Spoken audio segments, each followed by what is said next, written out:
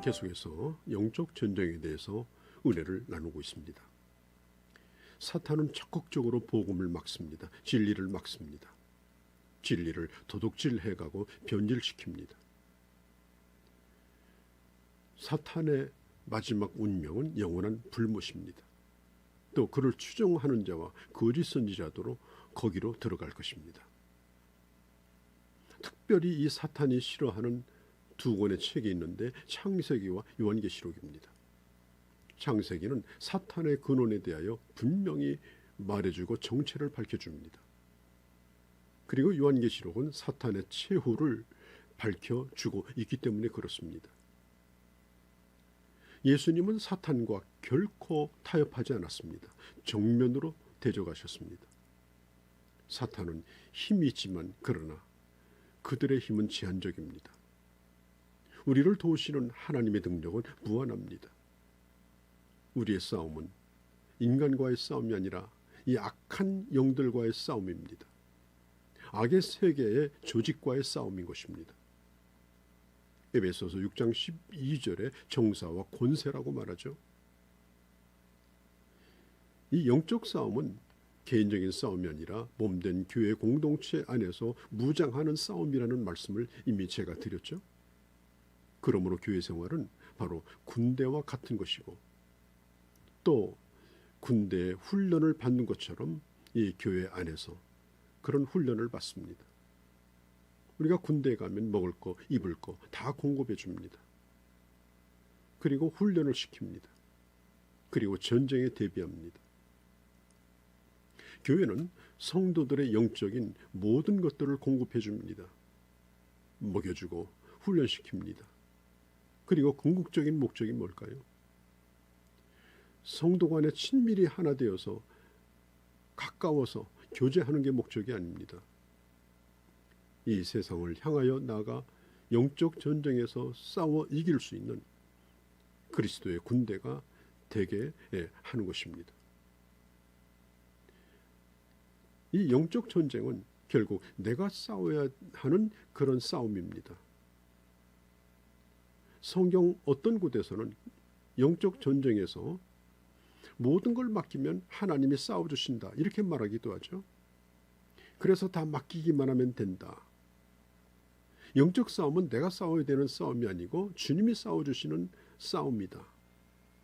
이 말이 틀린 말은 아닙니다.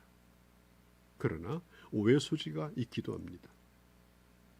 주님이 싸워주시는 싸움이라면 무장은 우리가 왜 합니까? 투구는 왜 씁니까? 흉배는 왜 붙입니까? 방패를 들고 검을 가져갈 이유가 무엇입니까? 주님께서 무장을 하는 것이 아니고 무장은 우리가 해야 합니다. 그리고 싸우는 것도 우리가 해야 합니다. 우리가 싸워야 될 영적 전쟁에서 너는 가만히 있어라 하는 그런 싸움이 아닙니다. 내가 예수 믿고 구원받았다고 해서 완성품이 된 것은 아닙니다. 모든 것에 완벽하게 준비된 것은 아닙니다. 다만 종자가 바뀐 겁니다. 신분이 바뀐 겁니다. 다 잘하는 건 아닙니다. 분명한 하나님의 자녀이지만 아직은 훌륭한 상태가 아닙니다. 미숙합니다. 예전에는 죽어서 썩어가는 쪽으로 갔지만 이제는 살아서 생명이 생기니까 성령이 내 안에 계시니까 죄를 짓고 멸망의 자리로 가는 그 길을 하나님께서 막으십니다. 예전에는 옛 습관을 따라 살아갔지만 이제는 죄를 싫어하고 대적합니다. 왜? 하나님이 간섭하시기 때문에. 그런 면에서 신자는 불신자보다 더 고달플 수 있습니다. 우리가 가지고 있는 문제들을 주님이 그냥 내버려 두지 아니하고 아주 강력하게 간섭하십니다. 사망의 자리로 내려가지 않도록 우리를 끝까지 붙들어 주십니다. 이것이 바로 하나님의 사람이요 새 생명을 가진 자의 모습인 것입니다. 갈라디아서 5장 1절에 보면 하나님은 우리에게 자유케 하려고 자유를 주셨습니다. 이제는 죄를 거부할 능력이 있습니다. 이 말은 죄를 전혀 안 지게 되었다 그런 말은 아닙니다. 빌립보서 2장 12절에 너희가 나 있을 때뿐 아니라 더욱 나 없을 때에도 항상 두렵고 떨림으로 너의 구원을 이루라. 두렵고 떨림으로 구원을 이루라. 이 말은 실패가 있고 아직도 연약함이 우리에게 있다는 말입니다. 한 번 구원받은 사람은 결코 그 구원이 취소되지 않습니다. 신분상으로 조금도 흠이 없는 하나님의 자녀입니다.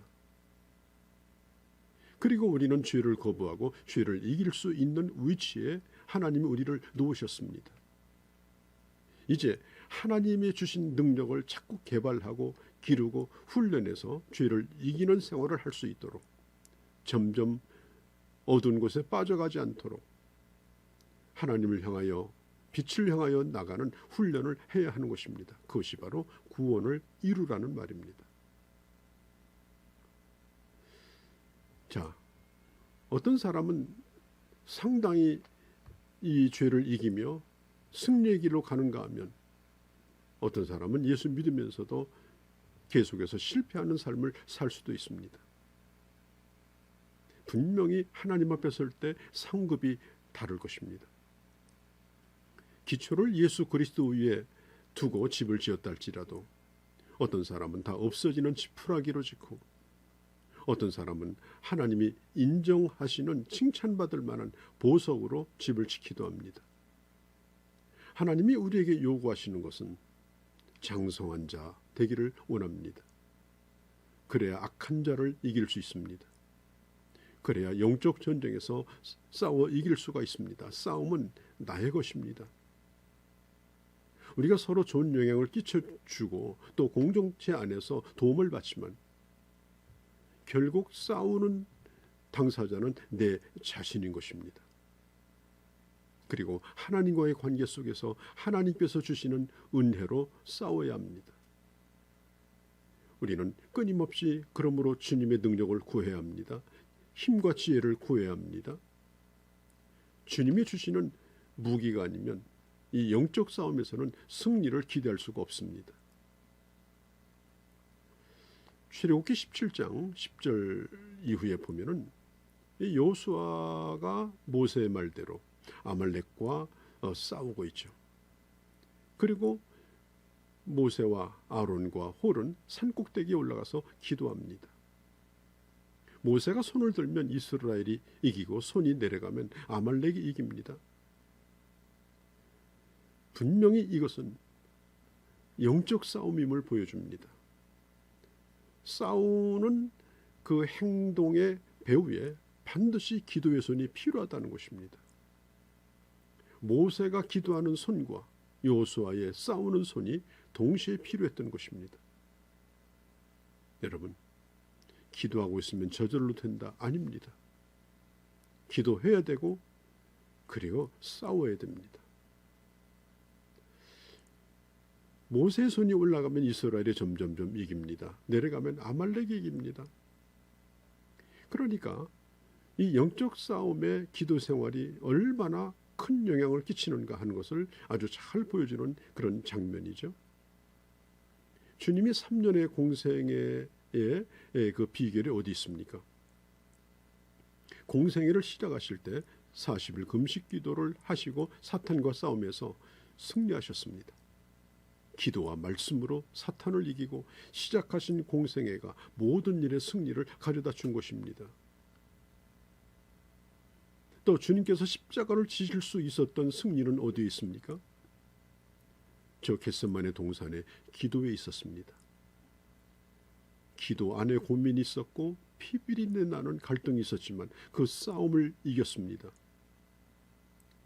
겟세마네의 기도가 갈보리의 승리를 가져온 것입니다. 그때 베드로는 깨어서 기도하라고 했는데 잠을 잤습니다. 그리고 입으로는 호언장담을 했습니다. 다 버릴지라도 나는 주님 버리지 않겠다고.